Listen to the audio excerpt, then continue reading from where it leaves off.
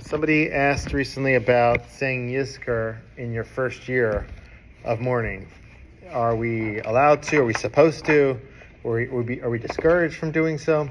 So there are different opinions on this. The Yizkor Shulchan Aruch says this: it is also the custom during the first year, after the death of one's father or mother, to leave the synagogue during Yizkor. Okay, he says you should leave the synagogue during Yizkor, during your first year.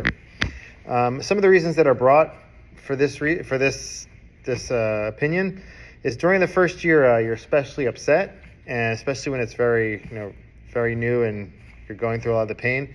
So we're afraid that you'd be overly upset in shul. You might make other people very upset. And on Yom Tov we want to be happy, or at least not be overly somber. So that's one reason why we might suggest that you leave during the first year. Another one is that Yizkor is we do it in the merit of the one who has passed, and we're not sure how much merit they have in the first year because they're still in judgment in heaven. So that's another reason why they say just don't do Yizkor the first year. Another explanation is that when like many years ago, a few hundred years ago, they used to say the Kel Maleh in shul every Shabbos on the first year that someone's loved one passed away. So they say, because at that time they said not to say it because they were saying Kel Maleh every Shabbos for the loved one, so you didn't have a need in that first year to say Yizkor. So those are some of the explanations that are brought for leaving. However, the predominant approach is to stay.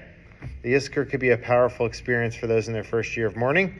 And there's a strong language connected to this. This is the Gaon of Munkach. He says, in some communities, the custom is not to recite Yizkor prayers during the 12 months of mourning. This has no foundation or real justification. On the contrary, during the first 12 months, the deceased have the greatest need for mercy, for the people to memorialize and pray for them in synagogue. Meaning, Yizkor is not just like for us to be praying in their merit. We're praying for our loved ones, and we're thinking about them. We're trying to elevate their soul. And the first year, that's the time when they need us the most to pray for them and to memorialize them. And the Igros Moshe, Rav Moshe Feinstein, also says that those who want to stay, it's proper to stay in shul.